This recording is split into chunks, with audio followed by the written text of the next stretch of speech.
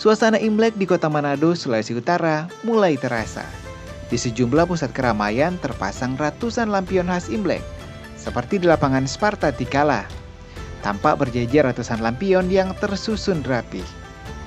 Terdapat diorama dengan ornamen ular yang besar, menandai tahun baru Imlek 2576 Kongzili yang jatuh pada 29 Januari 2025 adalah tahun ular kayu. Selain di pusat keramaian, persiapan-persiapan pun dilakukan di kelenteng-kelenteng di Manado, seperti terlihat di Kelenteng Ban Hin Kiong, kelenteng tertua di Sulawesi Utara. Perayaan Imlek di kota Manado memang telah menjadi satu event pariwisata tahunan yang sangat diminati para wisatawan.